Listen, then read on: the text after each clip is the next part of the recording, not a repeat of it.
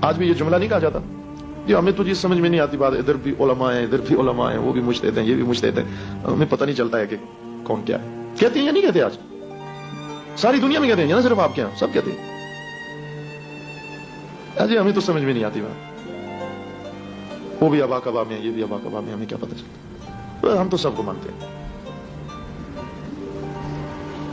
تاکہ کسی کے ساتھ ناانصافی نہ. انہوں نے یہ کام کیا. اگر آج آپ یہ کام کر رہے ہو, جو آج یہ جملہ کہتا ہے اس کو ہاتھ ہی نہیں پہنچتا کہ اہل سقیفہ کو بدنام کرے, چونکہ خود وہی کام کر رہا ہے. اگر آج آپ یہ کام کہتے ہو کہ میں کہہ رہا ہوں میرا تردید, میرا شک, میرا شبہ, میں حیران ہوں, وہ بھی حیران تھے, انہیں بھی سمجھ میں نہیں آ رہی تھی. ادھر یہ رسول اللہ کی نماز, ادھر بیٹی ہیں, ادھر ساتھی ہیں, آخر ہم کس کو کہیں؟ یہ ذہن نہیں مان رہا تھا ان کا. آخر کار کیا کیا؟ کہا ادھر ایک عالم ہے ادھر سارے عالم ہیں, بس ٹھیک ہے, جدھر زیادہ عالم ہیں ہم ادھر جاتے ہیں. ایسے کہتے ہیں ادھر ایک خمینی ہے تنہا, ادھر اتنے زیادہ ہیں, بس چلو ادھر چلتے ہیں. احتیاط یہ ہے کہ ادھر جاؤ جدھر زیادہ ہے. نہیں بھائی, فیصلہ یہ زیادہ کم دیکھ کر نہیں کرو, ہولیے دیکھ کر نہیں کرو, صحابی دیکھ کر فیصلہ نہیں کرو. تشیع اس چیز کا نام ہے کہ رسول اللہ کے سارے صحابی ایک طرف بھی ہو جائیں اگر, اور علی ایک طرف ہو جائیں, تو ہم علی کے پیچھے ہیں.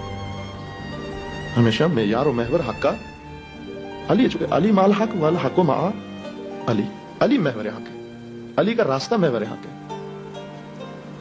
اور کہا بھی تھا کہ بعد میں بھی کہا کہ انہوں نے لبادہ اوڑھ تو لیا ہے, لیکن یہ لبادہ ان کے لیے بنایا نہیں گیا تھا, یہ میرے لیے تھا. یہ نظام مند ہونا, نظام مان لینا اور نظام پر کاربند رہنا, یہی فقدان تھا, یہ ایک سبب تھا اس قوم کے لیے.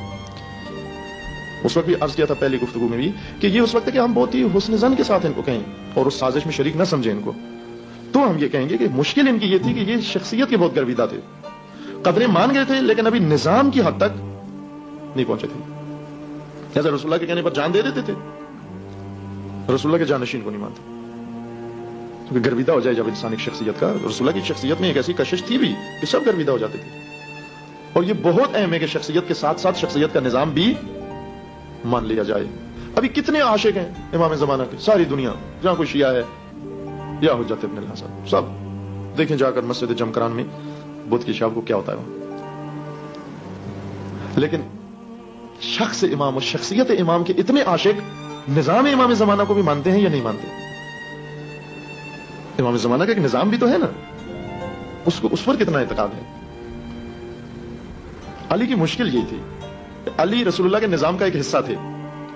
یہ رسول اللہ کو مانتے تھے, رسول اللہ کے نظام کو اس طرح سے نہیں ادراک کر پائے تھے, لہذا نظام کے حصے کو چھوڑ دیا, مانا نہیں. اور وہ جملہ جو پہلے بھی عرض کیا تھا کہ وہ بہت امام خمینی رضوان اللہ تعالیٰ علیہ کا بہت قیمتی جملہ ہے, بہت غور طلب جملہ ہے. اس پر جتنا غور کریں کم ہے کہ اسلام گم شدہ است, اسلام را پیدا کو نہیں, اسلام گم ہو گیا ہے, اسے ڈھونڈو.